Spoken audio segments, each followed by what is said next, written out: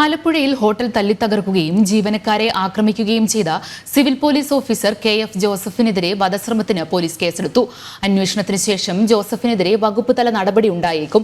ഹോട്ടലിൽ നിന്ന് കുഴിമന്തി കഴിച്ച ശേഷമാണ് മകന് ആരോഗ്യ പ്രശ്നങ്ങൾ ഉണ്ടായതെന്നും അതിന്റെ മനോവിഷമത്തിലാണ് ഹോട്ടൽ ആക്രമിച്ചതെന്നും ജോസഫ് മാധ്യമങ്ങളോട് പറഞ്ഞു. ചങ്ങനാശ്ശേരി ട്രാഫിക് സ്റ്റേഷനിലെ സിവിൽ പോലീസ് ഓഫീസറായ KF ജോസഫ് ഇന്നലെ വൈകിട്ട് ജോലി കഴിഞ്ഞെത്തിയാണ് ആക്രമണം നടത്തിയത്. ആലപ്പുഴ കളർകോട്ടെ അഹ്ലാൻ ഹോട്ടലിൽ വടിവാളുമായി എത്തിയ ജോസഫ് ഹോട്ടലിന്റെ ചില്ലുകൾ തല്ലിത്തകർത്തു. ജീവനക്കാരെ ആക്രമിക്കാൻ ശ്രമിച്ച ഇയാളെ നാട്ടുകാർ പിടികൂടി പോലീസിന് കൈമാറുകയായിരുന്നു. രാവിലെ ഫോറൻസിക് വിദഗ്ധരടക്കമുള്ളവർ ഹോട്ടലിലെത്തി തെളിവുകൾ ശേഖരിച്ചു. ഉച്ചയോടെ ജോസഫിനെ അമ്പലപ്പുഴ പോലീസ് സ്റ്റേഷനിലെത്തിച്ച് വിരലടയാളം ശേഖരിച്ചു. ജനറൽ ആശുപത്രിയിൽ വൈദ്യപരിശോധനയും നടത്തി.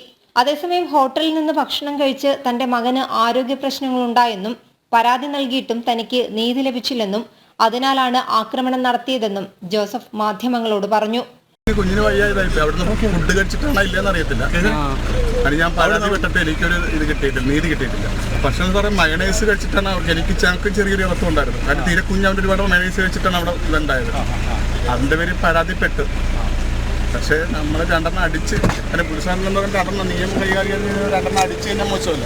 വൈകിട്ടോടെ ജോസഫിനെ കോടതിയിൽ ഹാജരാക്കി റിമാൻഡ് ചെയ്തു. വധശ്രമം അടക്കമുള്ള വകുപ്പുകൾ ചുമത്തിയാണ് ആലപ്പുഴ സൗത്ത് പോലീസ് കേസെടുത്തിരിക്കുന്നത്.